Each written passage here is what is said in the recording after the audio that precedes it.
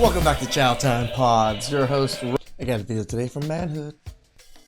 The feminist movement was fighting for equal opportunity for women in education and the workforce. The sexual revolution was fighting for all sorts of sexual freedoms. Cosmo, we pretended that this sexual revolution was a freedom for women. It actually was not. It was actually kind of a slavery. But we pretended it was freedom for women. And over time, as the sexual revolution... It seems like women sold out women.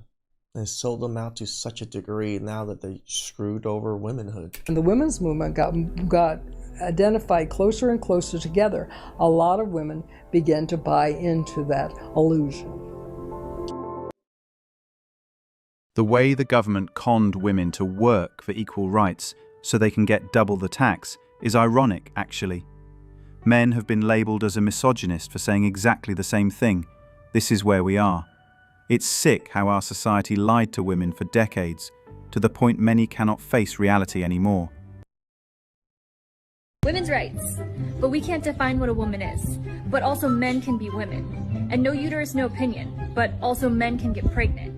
Men are oppressing us. But also, it's okay if biological men take over our spaces and our sports. Women are so over-sexualized in this culture, but it's empowering if women are the ones sexualizing themselves. Are you guys quite done yet? Like, are you okay? That just about sums it up. This is my friend Brianna Robinson. You should absolutely go follow her. She's fabulous. It's incredibly hypocritical, as everything is. Modern day feminism is not consistent in the slightest. Somebody commented and said, high empathy and low IQ generally correlate with feelings over facts.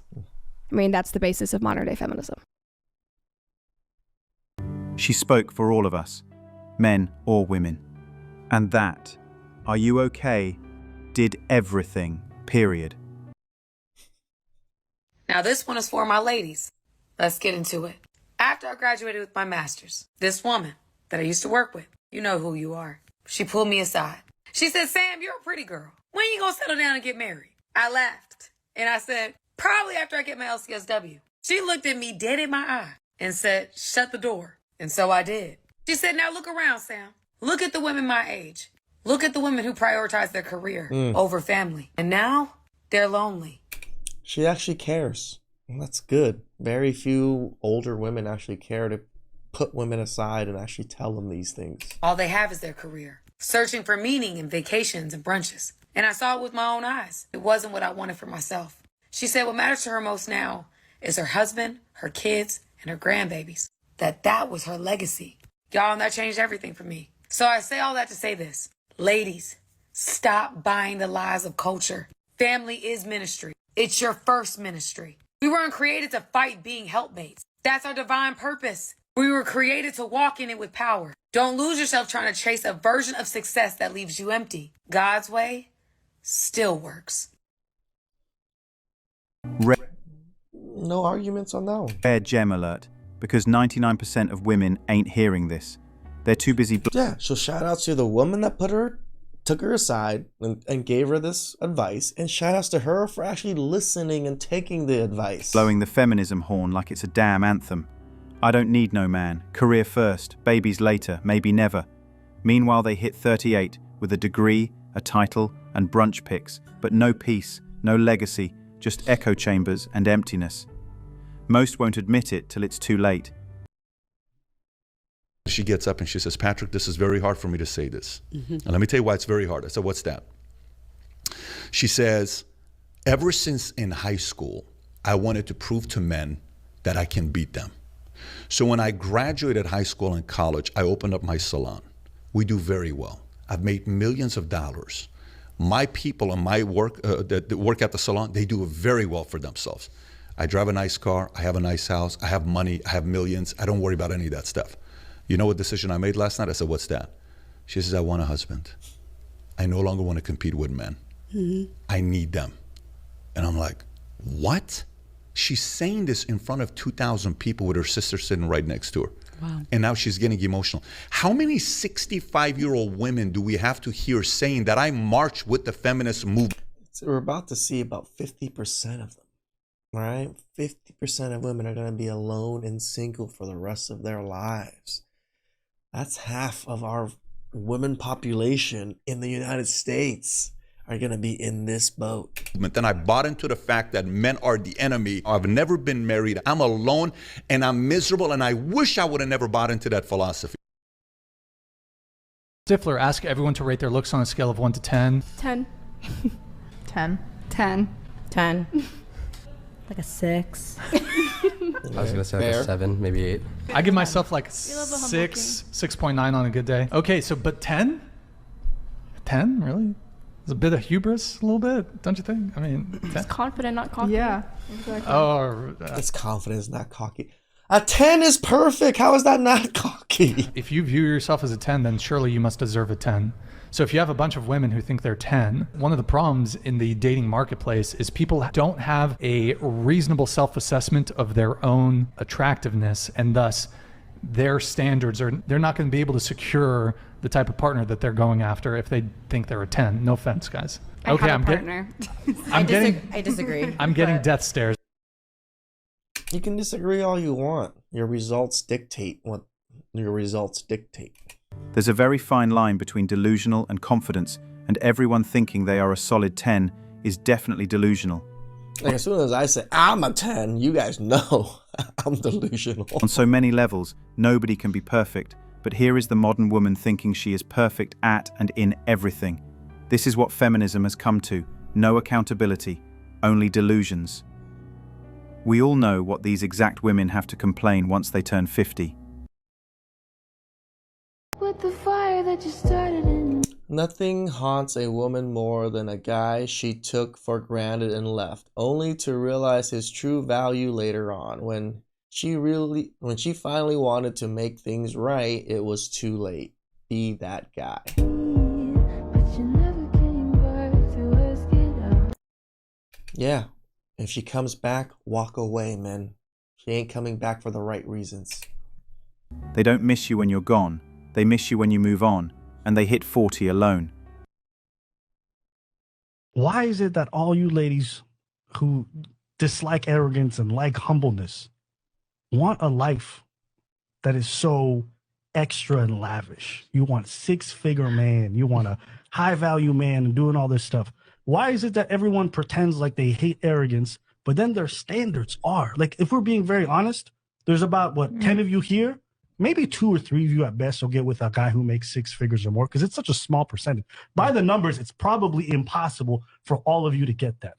So there is a bit of like an arrogance to that, where it's like, if you love humbleness so much, why don't you live a humble life? What's wrong with getting with a regular dude who's got a 401k, he makes $40K a year, maybe he's home at the end of the day, he takes care of the bills, you guys got a nice little house in the suburbs. Why is that not enough? I don't understand why there's all this talk about like, would I let my high value man cheat? I'm gonna be honest with y'all, most of y'all not gonna get one. And that's not me trying to be mean. It's like The standards and entitlements are crazy. What makes a normal chick feel so deserving and entitled to a rich guy? Most of these women seem to have nothing of moral value.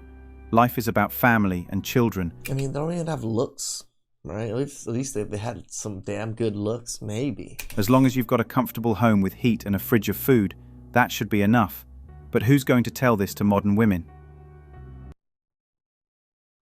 Why dating in the modern world sucks. There's a few reasons for this. Obviously, dating apps and social media, women have more choice than ever. And unfortunately for some men, what's happening in the dating app data shows this. You've basically got 80% of the women chasing after the top 10% of men. It's why women always complain, this guy cheated on me, he did this and that. It's because all of the women are chasing after that top 10% of men. But for me to dive deeper, the real issue with modern dating is women expect men to be traditional men. They want men to be strong and masculine and make money and competent and take you on a date and pay for the date and be chivalrous and act like a gentleman. Women want traditional men. However, if you look at the majority of women and these women that want those traits in men, they are not traditional anymore. So women want men to be traditional while they are not traditional. Women are not as feminine as they used to be. Women are very, very masculine in the modern world. I gotta say, there's a lot more women that are actually more masculine than a lot of men, because men have been womanized. And if they seriously date or marry a gentleman who is a provider, they will most likely sleep around on him with the chads and blame the gentleman, saying it's his fault. There is no accountability for women anymore, secular or religious. It doesn't matter to them due to feminism.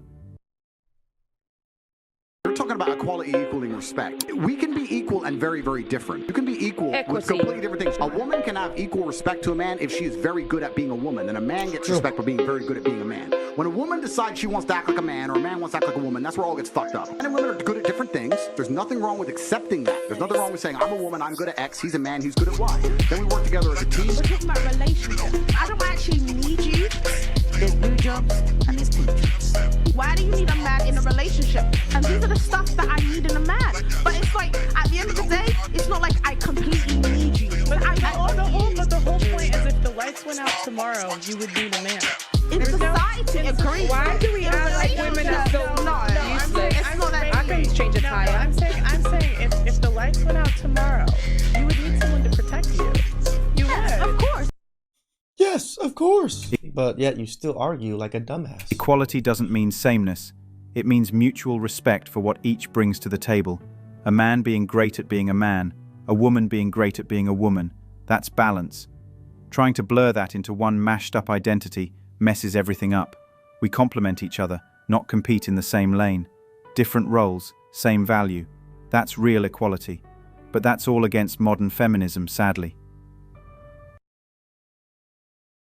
Gloria Steinem said, if you don't go out to work, you betray the movement of feminism. You betray the women's rights movement. Babies will be fine. Don't worry about them. Put them into daycare. Give them to a babysitter. You need to go out to work. You need to be soldiers in this war that we're waging. And women just soaked it up.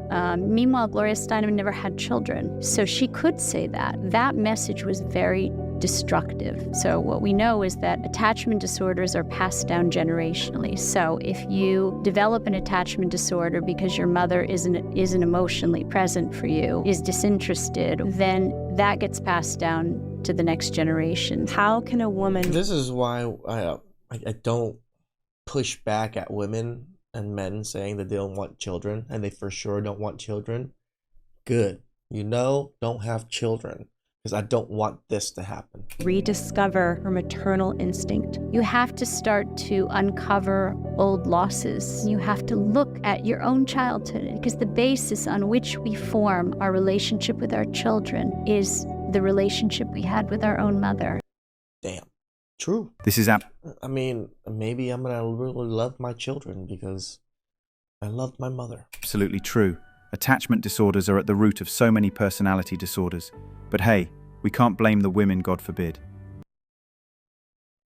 The Bible says that the wife should submit to the husband, but also that the husband should serve the wife. And people often miss that part out. It comes in tandem.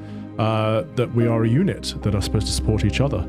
So yes, I think feminism is actually the downfall of Western society, and because it's encouraged women to become men in order to be equal, and we're not about equal. Again, we're not a tolerant faith, we're also not an equal faith. We're complementary. Men and women are different. We're equal in dignity and worth, but that is it. The men's part is often left out because men still have that in them. It's the women who are drifting away due to social media narcissism. Yeah, I don't really think men forgot where they came from or what their job is and what their role is. Women have. Women didn't forget it. They kind of threw it away, right? They know exactly what it is. They just choose not to do it anymore because men don't deserve their kindness. Please like, subscribe, comment down below. I really appreciate that. And if you guys